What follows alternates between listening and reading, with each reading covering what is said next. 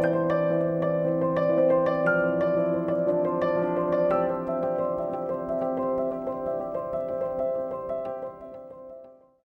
afternoon, and welcome to our webinar today, presented by the National Conference of State Legislatures, entitled, "Is the Clock Running Out on Standard Time?"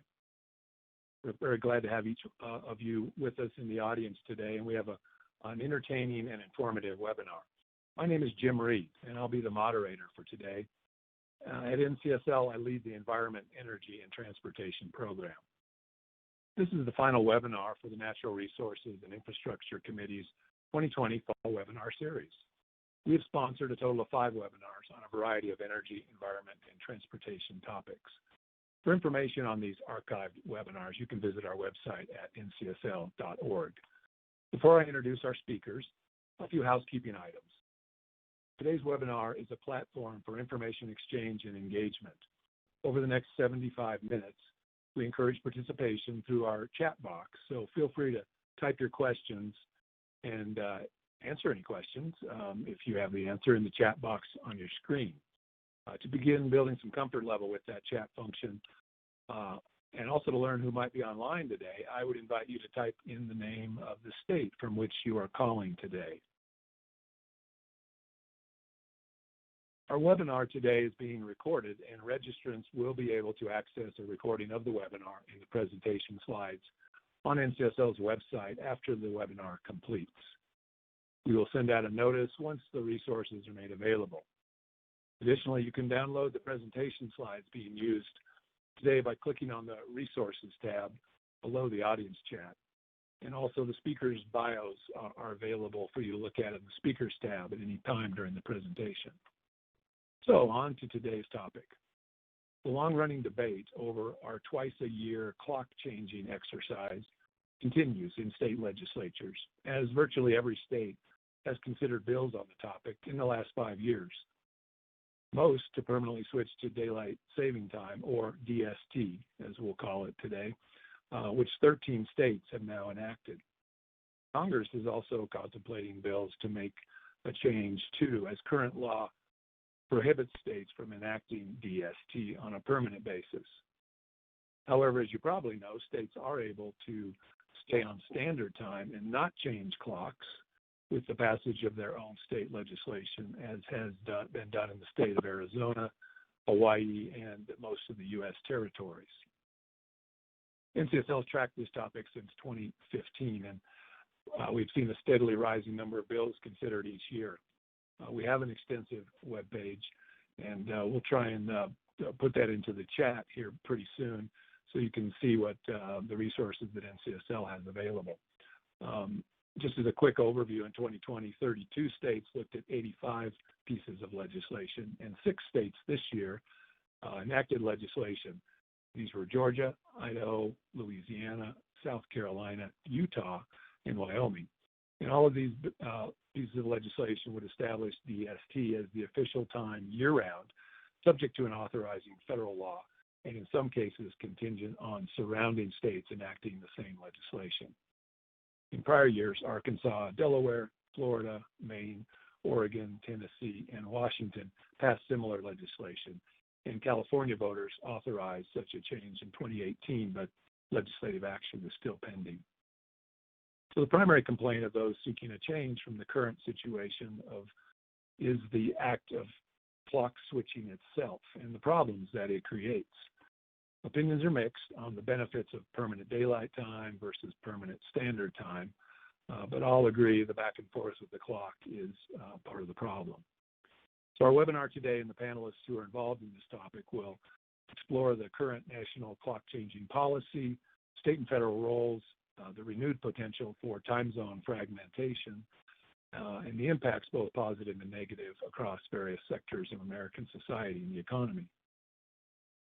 So we hope you're both informed and entertained today. I'll briefly introduce each panelist in the order they will speak. I'll introduce them all at once, and then we'll hear them one after the other.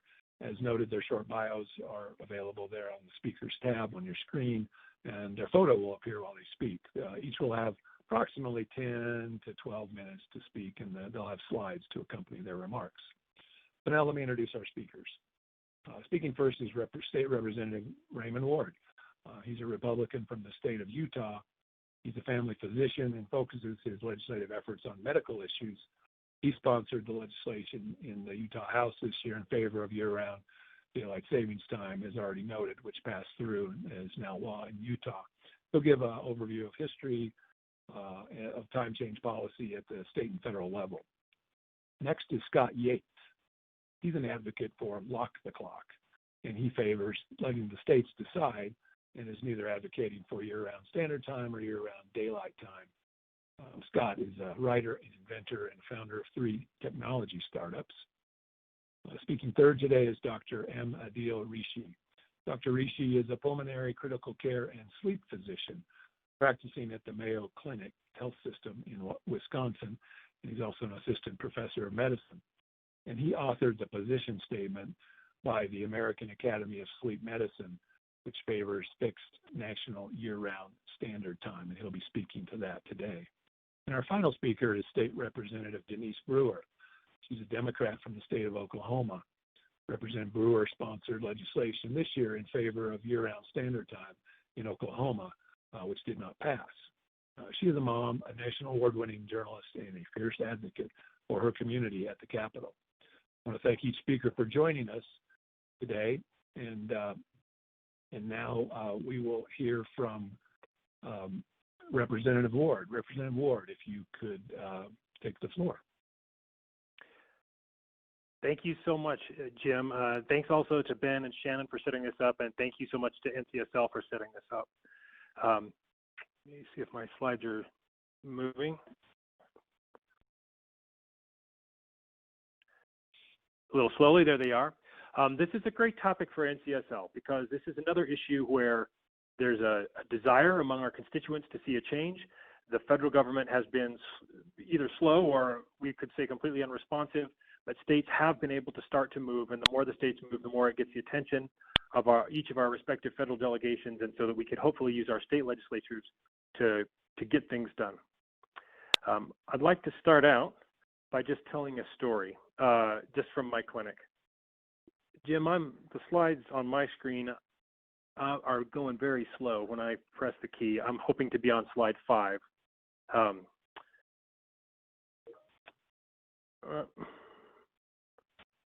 There we go. There we go.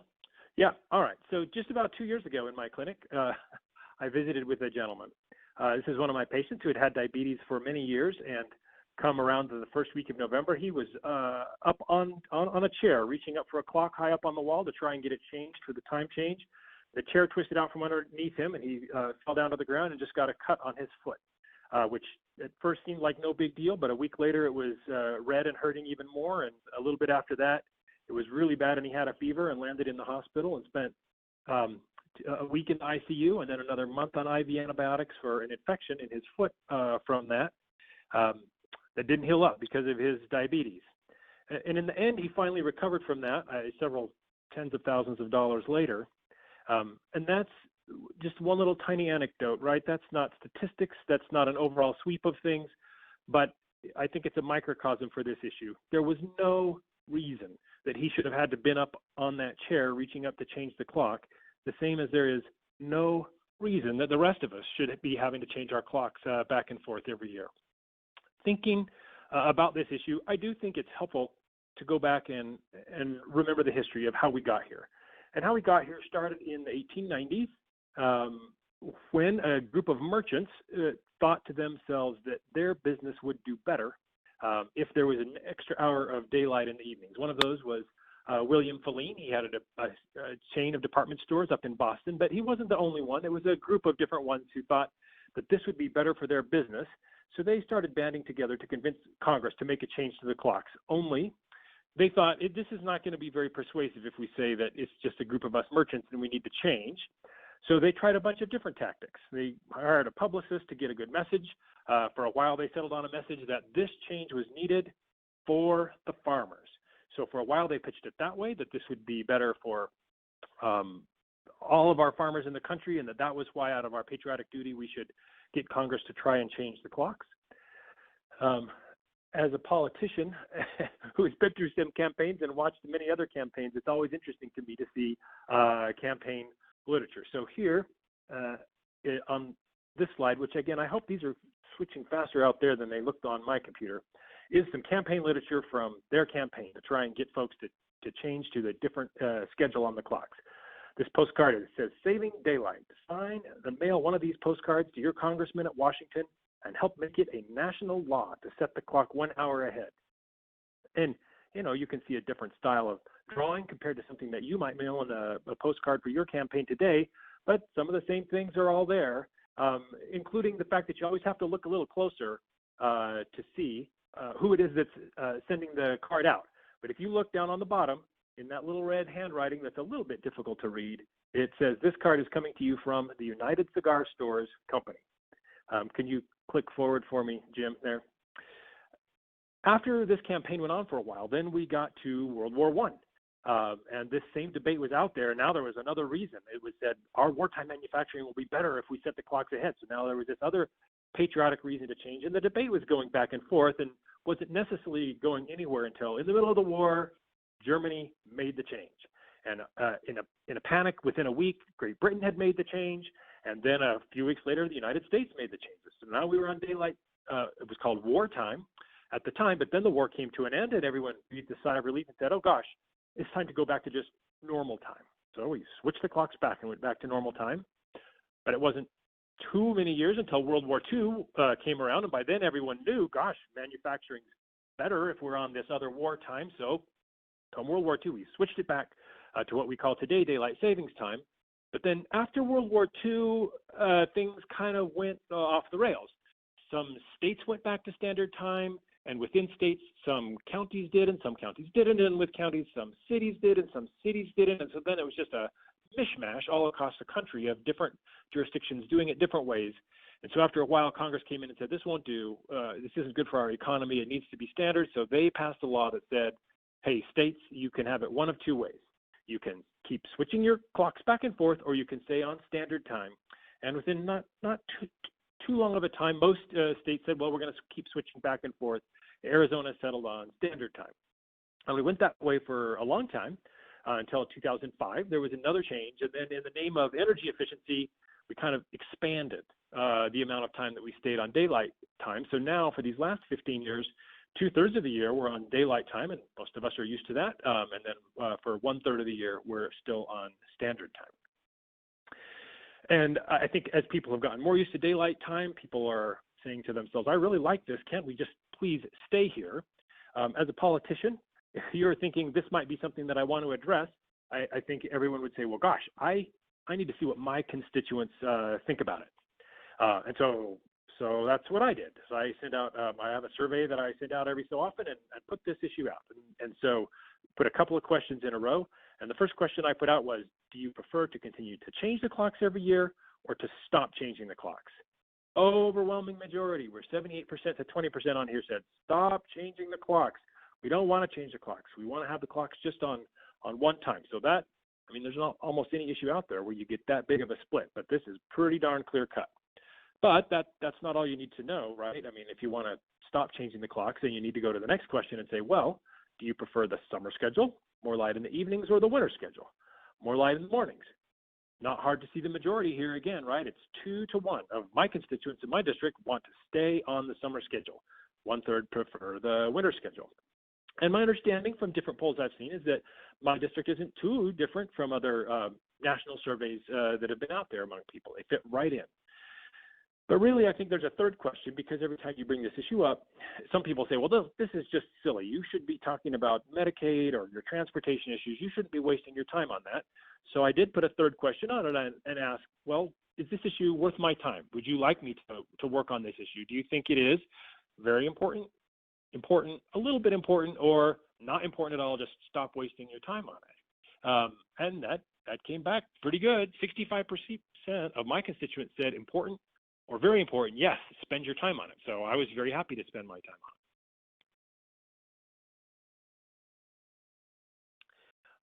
Great. Thank you.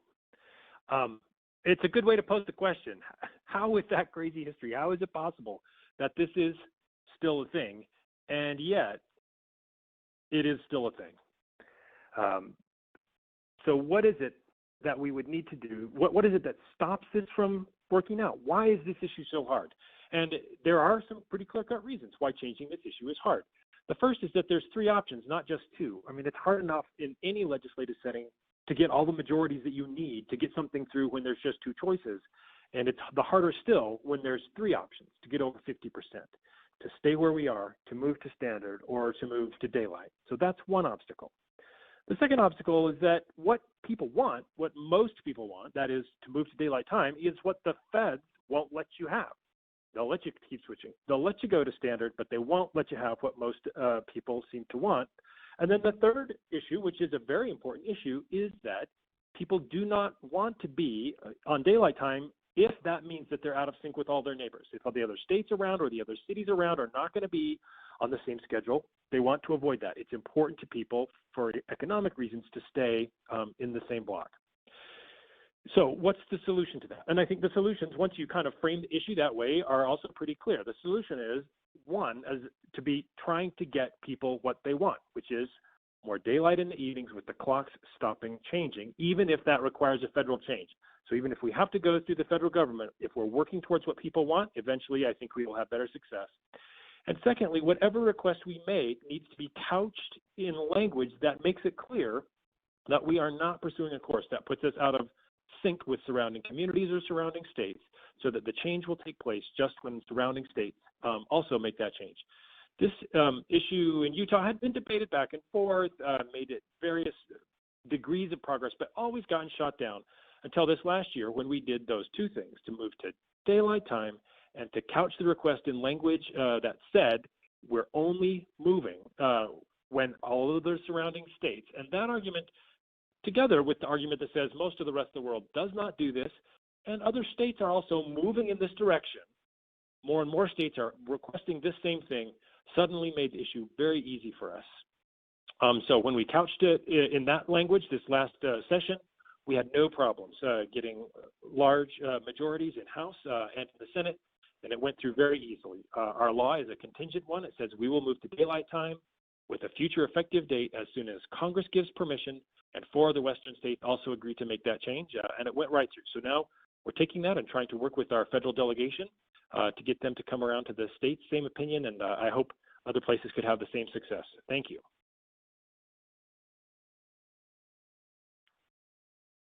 Great. Well, thank you so much, Representative Ward. We appreciate your perspective there.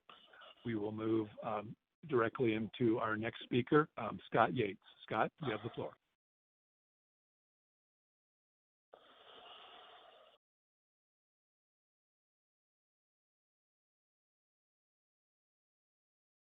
Scott, we are not hearing you. Sorry, now I'm unmuted. Classic rookie mistake. I didn't unmute. Thank you very much for having me on the panel. I note that I am the only person on the panel that's not either a elected representative or a doctor, or in the case of Representative Ward, both. So I appreciate very much being here. But I am a guy that's been very active on this issue, and I've been studying a lot about the history. The history that Representative Ward gave was terrific. And I would add one other thing, which is the daylight saving time started during a pandemic, right as the Spanish flu was going on and World War I. That's right when we started with daylight saving time. And so my question is, will it also end during a pandemic? And I think the answer to that is that yes, it will end during this pandemic. And why do I think that? I think it's because we're getting more and more clarity, and Representative Ward did a great job of this, of understanding that there really are two questions. Should we lock the clock? That is, should we stop changing back and forth into and out of daylight saving time? And then the second question is, what time zone should we lock in? I think of it like, the house is on fire, and the reason that we get hung up about putting the fire out is that we're having this discussion about the architectural plans, should it be a Victorian or should it be mid-century modern when we rebuild? Well, that's not the question. Let's answer the first question first, and let's lock the clock. And so that's the question that, Representative Ward's experience is exactly right. All of the people want to lock the clock. The largest survey I saw was actually out of Europe, where they said they asked, and more than 4 million people responded, and there it was 84% said that we should stop changing the clock in and out of what they call wintertime and summertime. But then that brings us to the next question of what time zone should we pick? And I want to give a quick little example here to show why it's so important to just listen to the states. Here's a little Google snippet of the map. If you were to drive from Indianapolis to Chicago, you can see there it's less than 200 miles. You could get there. You could get to Chicago and back you could go to Chicago for lunch and be back by dinner. And Indianapolis to Boston is almost 1,000 miles, 14 and a half hours straight of driving. And I don't want to get too sciencey on you here, but it turns out the Earth is round, and so this factors into all of the discussions about this. If there was permanent daylight saving time, which is one of the things we're talking about, in Indiana, which is in the same time zone as Boston, the sun wouldn't come up until after 9 o'clock in the middle of the winter. That's not great. Also not great is the thing that Boston has right now, which they get stuck being in standard time in the winter, and the sun, it's completely dark by 4:14 p.m. So anytime you hear somebody say that they've got a perfect solution in a very complicated world that is going to work for every single time zone in every single state, I always come back to this great quote from Mencken: there's an easy solution to every problem, neat, plausible, and wrong. So the moral is, don't let anybody tell you there's a single simple answer for every state. But if you in your state are thinking about running a bill, I can tell you that I've been very involved with this and talked to legislators in most of the states where they've been carrying bills. And I've learned some important lessons about what works and what doesn't work. So first of all, just if you're thinking about any change at all, there are a couple of things that are going to help you. First is, as we've talked about, the people are tired of the clock changing, and so most constituents are going to be very happy that you're trying to do something to fix it. And then another thing that you'll have is me. I've been working on this issue since 2014. I've testified in, I don't know, I think it's almost 10 states now. I've talked to legislators and I've prepared briefing books for legislators all over the country, and I've learned lots about what's going on. So I'm a resource. Contact me through my website, and I'll have the link up there at the end. Things that you think are going to be opposing you that it turns out really aren't factors. Everybody thinks that all the schools and all the parents and everybody are going to be against you. I haven't seen that materialize in any state.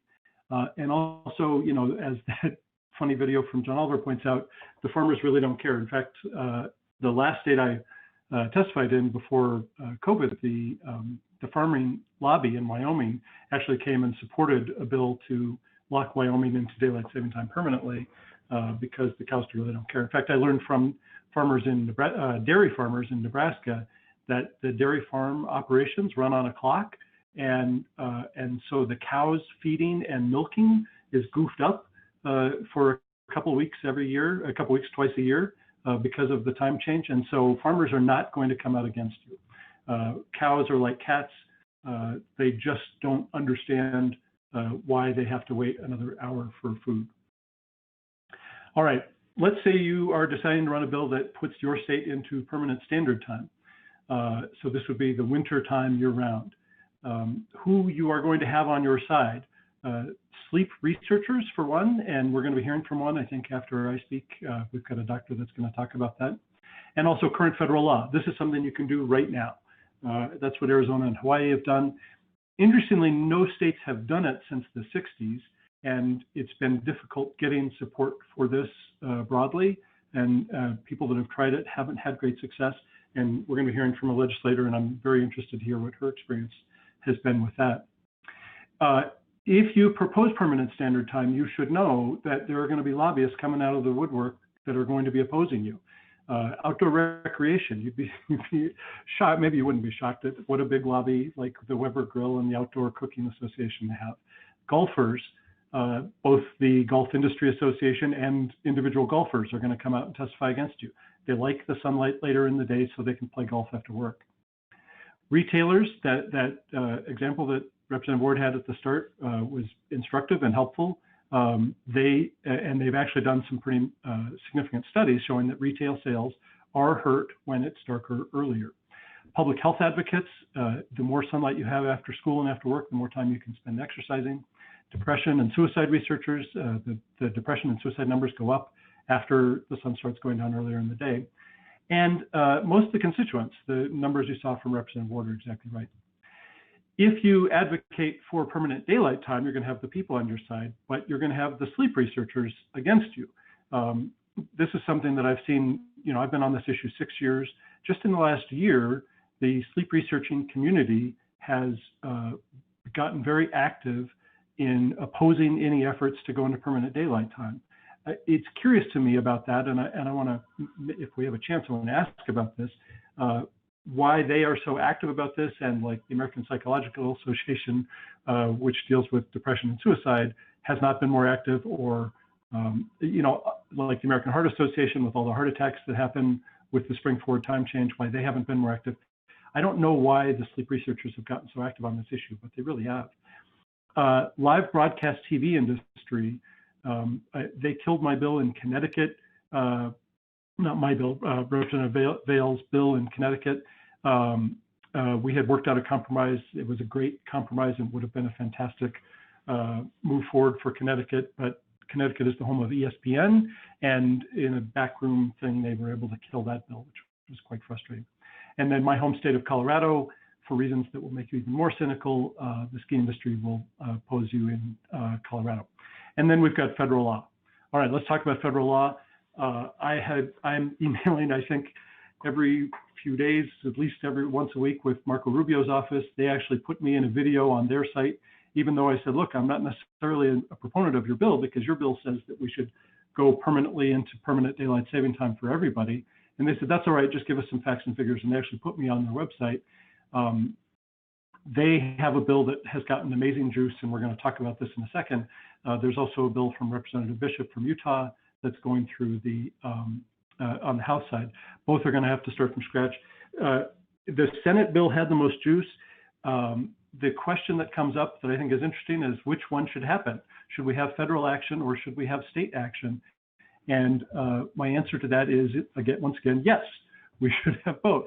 The reason that Senator Rubio's bill did so well, even though it didn't get a hearing because it got blocked by just one guy, the chairman of the Commerce Committee, but he had terrific support from both sides of the aisle, and it was because he mostly got sponsors from states that had passed something.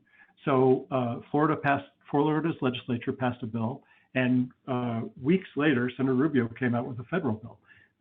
Washington State passed a bill in their state legislature, and just after that, Senator Patty Murray from Washington signed on as a co-sponsor to Senator Rubio's bill. So both work, both are important. I want to talk a little about the momentum that I've seen since I started working on this in 2014. There was just a handful of states that even had bills, and the number of bills the number of states with bills and the number of bills keeps climbing and climbing. Jim talked about this at the start. The red line, the states that have actually passed bills, started, Florida was the first, and then they started really growing after that. It would have been huge this year. You would have seen that red line really go up, but then of course all the legislature shut down because of COVID. And then you can see the green line, the federal co-sponsors just really shot up because of all of the great state action. The other thing you should know as a legislator is, and this is some press that I got in the LA Times, which ran a photo of me actually testifying with the great then Rep and now Senator Peter Lucido in Michigan. I was actually on The Daily Show. That's me pictured with the very funny Desi Leidick. If you decide to run a bill about this, you're going to get more press about this than probably anything else that you're going to do. Reporters really love this stuff and eat it up, so you just be prepared for that. If you want to not just introduce a bill, but pass a bill, there's some lessons that you can learn. First, as Representative Ward said, make it regional and cooperative. There's lots of great examples there.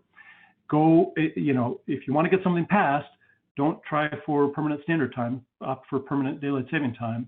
And there's some great examples of states that passed one. The regional approach works well. Some states like Florida and California have just said, forget it, I don't care. We just want to be on permanent daylight saving time. You could also just pass a resolution. Progress is progress. Ohio, Utah did a great job of passing the resolution first and then passing the law the next year. And then you could also just ask to get a study done. Massachusetts did a massive study. New York would have almost passed this bill, but COVID hit.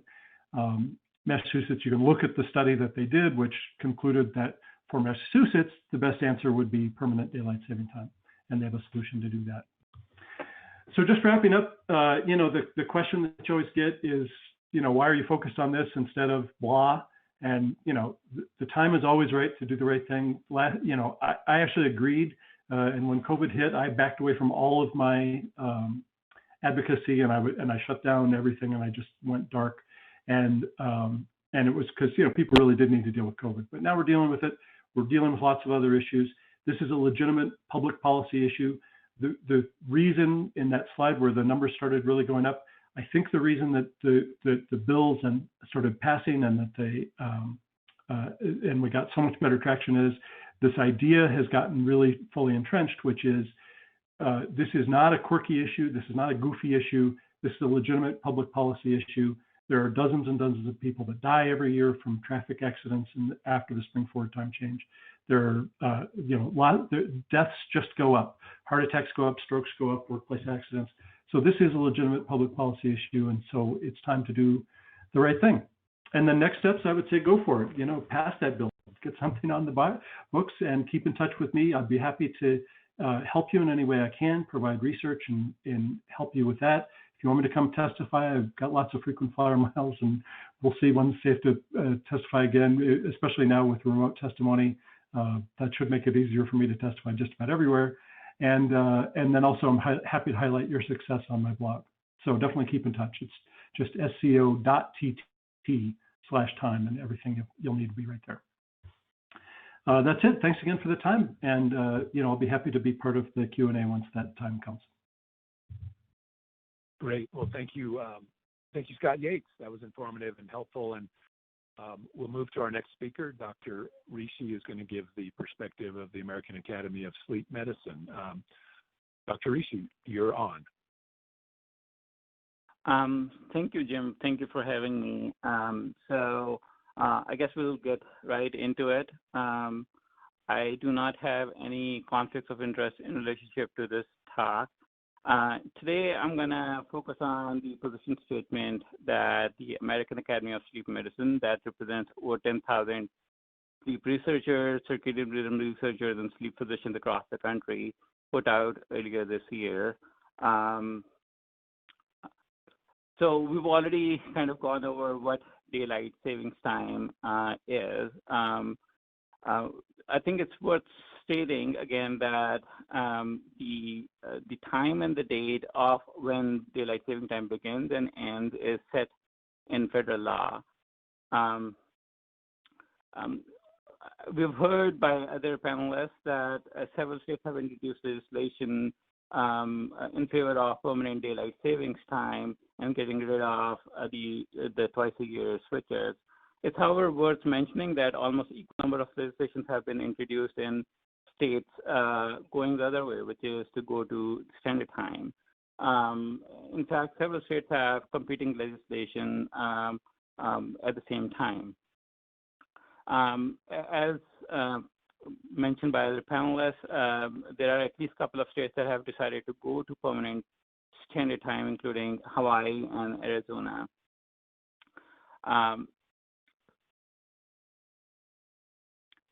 The American Academy of Sleep Medicine has put out a position statement this year in favor of permanent daylight savings time. In 2016, the American Academy of Sleep Medicine came out with an advisory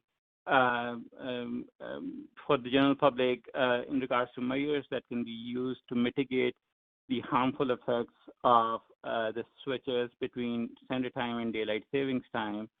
But at the time, the Academy felt that there was not enough evidence in favor of or against either picking up, permanent daylight savings time or permanent standard time as the year-round time. As Mr. Yates before me wondered why the Academy decided now would be a good time to come out with a position statement. The answer is simple. There has been accumulating evidence over the last decade And as I will share some of that evidence with you in the next coming slide, you'll see that most of these studies have really come out in the last 5 years. And so I think in 2019, the Public Safety Committee, for which I am the vice chair of the American Academy of Sleep Medicine, felt that there was enough evidence that we needed to come out with a stronger statement in favor of permanent standard time. So you've heard a little bit about what are some of the harmful effects of the switches between standard time and daylight savings time. I will go into a little bit more detail about some of these harmful effects in terms of the switches, what happened in the spring as well as in the fall. So there is now abundant evidence that there is increased risk of heart attack and atrial fibrillation. Atrial fibrillation being an abnormal rhythm of the heart, which increases the risk of stroke, especially in the spring switch. So when you go from standard time to daylight savings time. There's also increased risk of missed medical appointments, increased risk of emergency room visits. There is actually increased risk of mood disturbances and suicide risk as well. And then there's plenty of evidence now that the switches between daylight savings time and standard time increases the risk of fatal crashes. And most recently, the study published in a Journal of Internal Medicine demonstrated for the first time that there is also an increased risk of medical errors. This is a study that was published a couple of years ago. They looked at all the papers that looked at the risk of heart attack at the time of switch between daylight savings time and standard time, and they demonstrated that especially at the spring switch, so when you lose 1 hour of sleep going from standard time to daylight savings time, is there a significant increase in risk of heart attack in all 6 papers that were included in this study. This is the study published earlier this year demonstrating the increased risk of this abnormal rhythm of the heart when switching from standard time to daylight savings time in the spring. This next study looks at the risk of missed medical appointments.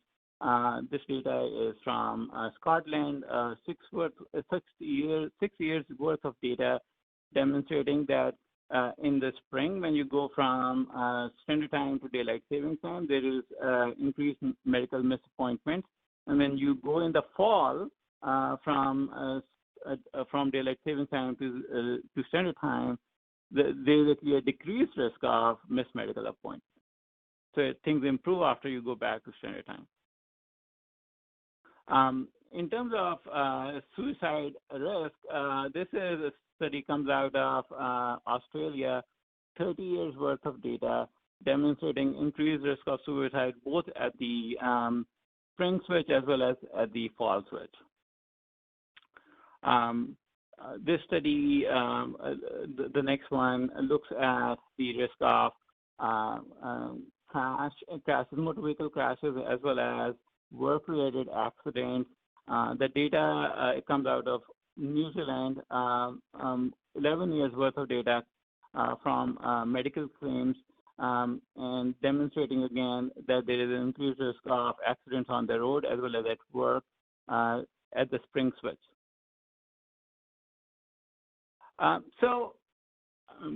Clearly there is plenty of evidence, and I obviously, in the interest of time, didn't share all the evidence with you. That demonstrates that the switches are harmful. And I think really that's not the debate that we are having right now. All panelists who are going to speak to you today are on the same page that the switches are harmful. I think where there's a little bit of discrepancy is where, where do you go from here? So there is certainly, some people who are in favor of daylight savings time. And I would give that certainly there's some evidence that there's a decrease in crime rate when we are on daylight saving time. I think there's some evidence for that, and that's probably because when we are out in the evening when more crimes occur, you're more likely to be out during the light hours and less likely to be exposed to that sort of a situation in the dark. There's also some evidence that there's a decrease in the motor vehicle crashes. However, I think it's important to also point out that during the January to April period, there's actually an increased risk of fatalities or deaths in school-age children in the morning when you're on daylight savings time. And I'll talk more about that in the coming slides, but that's an important distinction to make, that permanent daylight saving time does increase the risk of death in school-age children in the morning. If you're going to remember one slide from my whole talk today, I want you to remember this slide, which is that we have done permanent daylight savings time before, and we did it in 1973, not for the first time, but by the way, people have talked about when it happened, during the First and Second World War, but this is the last time it happened. This happened in response to the OPEC countries' oil crisis. The presumed energy savings was the main driver for this change. At the time of the change, there was public support for it. I think about 78% of the public was in support of going to permanent daylight savings time. The proposal at the time was that this would run for 18 months. So starting January of 1974, run well into 1975. But within a few months, the change became so unpopular that the plans were abandoned prematurely in October of 1974. And the reason this became unpopular, especially, was because, again, there was those increased deaths among school-age children. If you think about it, what daylight saving time does, it moves the clock so that you have darker mornings and more light in the evenings. And some of these kids are not are traveling to school by foot, for example, or some of them teenagers are driving, and they're more likely then to get into accidents and die. And so that's certainly very concerning. And that's what happened at the time, and the popularity dropped from 78% to 42% within a few months, and the plans were dropped, and we went back to what we have right now. The other thing to remember is that if you live in a state which has either local or state level legislation introduced or passed incentivizing delaying school start times, going to permanent daylight saving time will completely undo that progress. So why there have been legislation delaying school start times? So the reason for this is that we know that in teenage children, the internal clock, what we call the circadian clock, is delayed, and there is evidence that delaying school start time improves school attendance and improves the academic performance of kids. The American Academy of Pediatrics, which is the largest pediatric organization in the country, has been in favor of delaying school start time for the last 2 decades. And there have been at least a dozen states that have either introduced or passed legislation either mandating or incentivizing delaying school start times. There are also several localities across the country which have made these changes, and going to permanent daylight savings time will completely undo that progress. So what's in favor of our position, which is to go to permanent standard time? So standard time is better aligned with our internal clock. So we all of us have an internal clock, what we call the circadian rhythm. And this clock controls everything in our body, including the temperature of the body, when we go to sleep, when the blood pressure is high. All of those things are controlled by this internal clock. And when you go to permanent daylight savings time or daylight savings time for 6 months or 8 months as we have right now, our internal clock does not get in sync with this this change. And so what you develop is what we call social jet lag. And this social jet lag is now, there's plenty of evidence is associated with obesity, with heart disease, and with depression.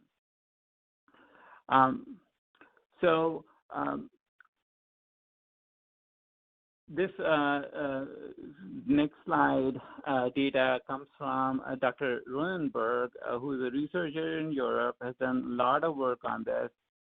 He has done several studies demonstrating the same thing. I'm presenting one paper here, and basically what he showed in a survey of more than 65,000 European participants that people who had social jet lag are more likely to be obese.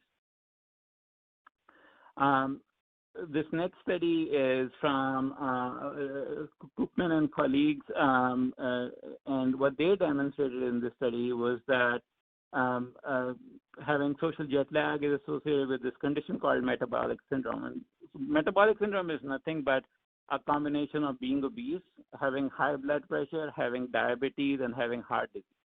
So put all of them together, that's what you get when we call metabolic syndrome. And so having the social jet lag increases your risk of developing this metabolic syndrome. But if that's not enough, I would leave you with this slide, which is a study done in 2008, published in the prestigious New England Journal of Medicine. The researchers from Scandinavia demonstrating not only that there is an increased risk of heart attack when you switch from standard time to daylight savings time in the spring, but also when you go from daylight savings time to standard time in the fall, you have decrease in the risk of heart attack. And some people have assumed that actually means that the risk of heart attack stays high throughout the time when we are on daylight savings time.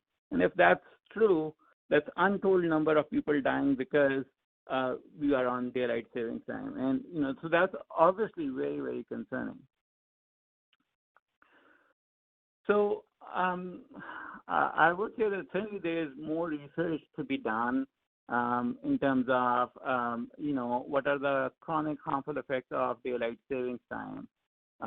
Certainly, I think there needs to be more research about what the position of a state, for example, does within a time zone and how that affects health and safety outcomes. But I think from a public health standpoint, there's now plenty of evidence that we should eliminate the seasonal time changes in favor of fixed year-round time.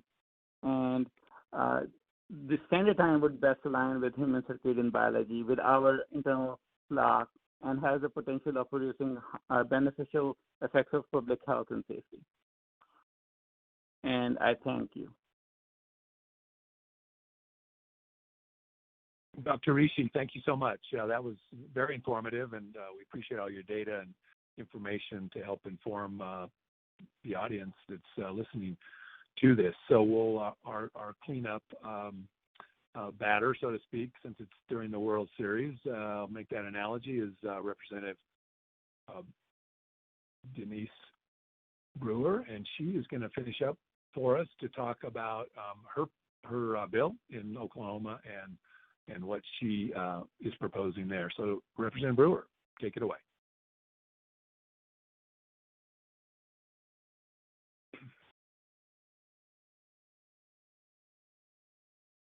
You may be muted, Representative Brewer. Sorry about that. Oops. Thank you for putting this together and giving us the platform to discuss such an important issue. And it is a very important issue because it affects every one of us, metabolically, biologically, and in our overall health. My bill was based on the Uniform Time Act of 1966, which gives states the legal ability to choose to stick with standard time or to go to daylight savings time and standard time like we do right now. But I want to give you a quote.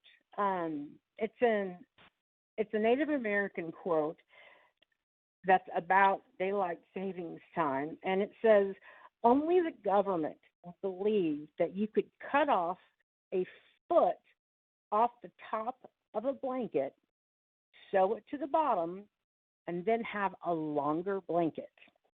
And that is one of the major problems with daylight savings time. I'm trying to, there we go, it worked. For one, daylight savings time is bad for your health. In the days following daylight savings time, like Dr. Rishi said, the risk of a heart attack increases 10%. Cluster headaches. Cluster headaches are sudden and debilitating headaches that basically just send you to bed in the fetal position. Auto and workplace accidents increase, and suicides increase. We have a study from Dr. James Wyatt, professor at Rush University Medical Center. He said, "We're encountering an increase in extra auto and workplace accidents on the Monday or Tuesday, even carrying through the first week of spring time shift." And I will quote the same study that Dr. Rishi quoted from Australia, where they found that in the weeks following the spring time change, male in particular, suicide rates rise compared to the weeks following the return to standard time. And the risk of a car accident, and that a car accident will be fatal, it increases by up to 7% and results in more than 30 deaths extra from car accidents every year. Now, that's, some very important, and it's something that we need to take to heart, because this is affecting everything about our health, our workplace, and our bodies as well. Something else to keep in mind is that the Monday after the spring time change is one of the most sleep-deprived days of the year.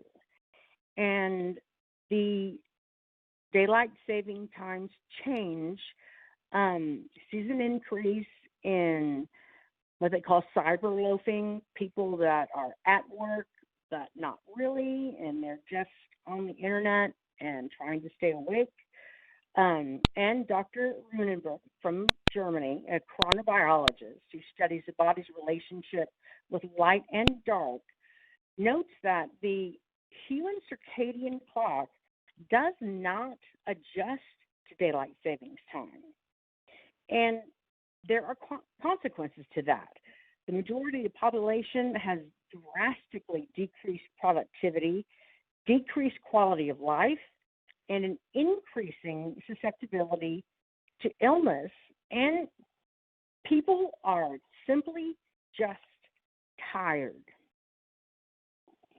Another factor against daylight savings time is it is expensive. It costs our economy millions of dollars. Dr. Sugar II, an economist at Utah State University, says the simple act of changing clocks costs Americans $1.7 billion in lost opportunities, and that's based on average hourly wages, and it's meaning that the 10 or so minutes spent moving clocks, watches, devices backward and forward could be spent on something more productive. And if you're anyone like me, it takes me more than just 10 minutes to change my clocks and get into daylight savings time. the Air Transport Association estimates that daylight savings time costs the airline industry over $150 million a year. And that's because of confusing time schedules and the confusion of flyers who have maybe forgotten the time change or made a mistake, they got confused, and they lose or miss their flights and expect the airline to still get them where they want to go. And according to the Lost Hour Economic Index, moving the clocks forward has a total cost to the U.S. economy of $434 million nationally. And that's factoring in health issues, decreased productivity, and workplace injuries. I know that's pretty quick, but those are the primary reasons that daylight savings time is bad for our human bodies. It is bad for the citizens of the United States and any other country that follows this daylight savings time, standard time switch. And if we want a more productive, and to have our economy build, and we want to have healthy people, we need to stick with standard time, because the fact that people become more unhealthy after the daylight savings time switch, that's a huge cost in healthcare and a huge cost to the citizens that are strongly affected by this. And all of those costs means unhealthier people, which is a higher cost to the government and those providing health care. It's lower productivity for people with any kind of job, which reduces the profitability of the place where they work, whether it be a large corporation or a small business. That hurts our economy. And let's face it, standard time is natural time. Daylight savings time is a made-up time, and our bodies never adjust to that daylight savings time. And for going back to when the planet was even developing, we've had standard, normal, natural time through the time clocks and all the way up till now.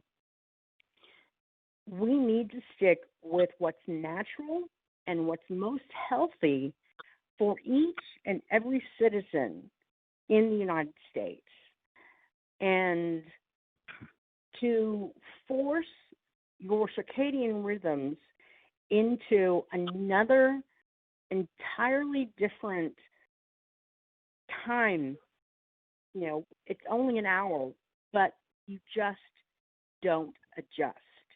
And there's another study that shows that people are more often late to meetings, to work, to occasions during daylight savings time, and they're more prompt and on time during standard time. And that just shows that it's working with your biological clock, and you're able to function better, and you're working in natural human time. So my conclusions are that daylight savings time is harmful for your health, your productivity. It causes more accidents. It's worse for children. And what do we want in our country? We want healthy, productive, safe situations for our entire country. And the only way to do that regarding the time change is to go with standard time, which is what your body wants and craves. And that's why I wrote my bill to stick at standard time for the state of Oklahoma. It did not pass, but I haven't given up. And I'm going to work with more experts to develop maybe a better bill and hope that it passes in the next session. But thank you for your time. I appreciate it very much. This is something that I know it affects me personally, and it probably affects every one of the presenters and everyone that's watching. So I am very much pro natural standard time. Thank you. Great. Thank you, Representative Brewer. Appreciate your perspective on that. And to all the speakers, really, it was very informative and helpful, I think, in terms of all of us thinking through the various angles of the whole time change business that we're in the middle of. So we do have a few minutes left, and there are some questions in the chat. It's been somewhat active in the chat. Some of the questions have been answered.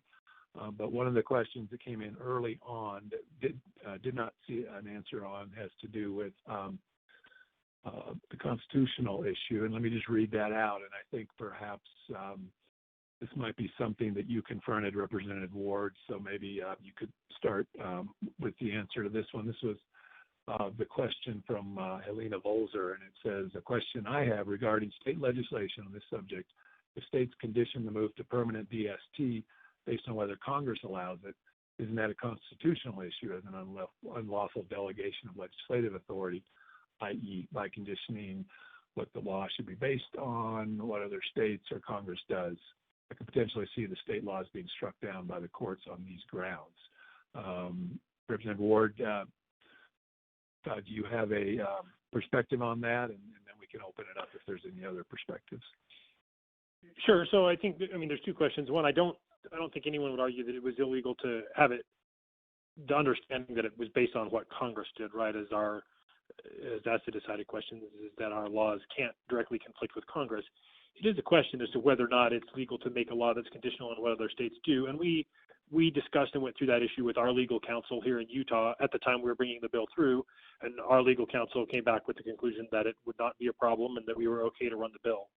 Should there in some future day be Congress permitted and someone did bring a lawsuit on that grounds, we would have a very easy time at that point just bringing the bill back through and saying that we wanted to change since we had such good support for it. Okay, thank you. Great. I think that's helpful. Let's move to the next question that was in the chat. It may have been answered, but I'm living in Colorado. It's from Jackie Davison. I've heard that ski winter sports industry opposes locking the clock. Could you speak about this a bit? What other industries oppose the legislation? I think there might have been an answer in the chat, but we have two folks from ski states, Utah and Colorado. Scott, perhaps you could give a short answer on this. Yeah, it's as I mentioned in my speech that it'll make you a little bit cynical. What the ski industry said was that they need the time in the mornings for the ski lift operators to be able to examine the ski lifts before they open. I went and testified that maybe we could just buy them all a bunch of flashlights and things would get better. And they didn't like that too much. So when they came back the next year, they dropped that whole argument and they just sort of gave a vague answer about being overall good for their business interests. What I understand is that it helps them, especially because basically once they sell you a lift ticket, they've made the money off of you. And the only way they make more money off of you is if you go to the bars and restaurants after you ski. And to do that, they want it to get dark earlier, so you're more inclined to get into the bars and restaurants more quickly. The economics of that must just be a little different because there was no ski industry opposition in Utah or in Wyoming or in Maine, all of which have pretty vibrant, or in Vermont, all of which have good ski industries. So I think that is just a sort of a Colorado specific thing, and I don't think that that's going to be something that's going to last forever. Okay, let's move to another question. This one for Dr. Rishi. And it looks like you may have put an answer in the chat, but it's maybe if you could speak to the issue of the increase of deaths for school-age children. Was that in vehicles or on foot or on bike? What was the indication there that you mentioned? So thank you for the question. So this information comes from the congressional report that was put out after we switched back to what we have right now. So I think 1975 Congress had mandated this report on energy savings and motor vehicle accidents and other things in terms of the outcome of the daylight saving time transition. They actually did not specify, whether these were kids on foot or in motor vehicles. But when they compared between January and April, which is when you'd have darker mornings, this is the winter time, and when they compared that 1974 when we had daylight savings time during that time to 1973 when it was standard time during that time. They found that there was increased fatalities in those kids. The assumption by researchers has subsequently been that these kids were traveling to school, in dark, and were more likely to get into trouble. Okay. We could talk longer on this, and there are some other questions in the chat. So, but I think I'm gonna have to cut it off because we're getting very close to our close time here. Yeah. But let me just extend a thank you to all of our presenters. The expertise you provided was very helpful. This webinar will be available for additional people to take a look at. So apologies to those questions in the chat we did not get to. For all of you attendees, thank you for your time and attention as well. Check out the recording later when that's posted. And let me just say thank you to all of you for coming to NCSL for this information. We'll continue to track the topic and pull together experts such as we have today at future meetings, because at the end of the day, to use a cliche, this is not going away, and there's a fair amount of work to do, I think, to make it, as you all have pointed out, it's complex, and there's a fair amount of work to do if we're going to make any changes. So with that, let me close the webinar and just thank all of you for your time and attention, and have a great rest of the day. Thank you.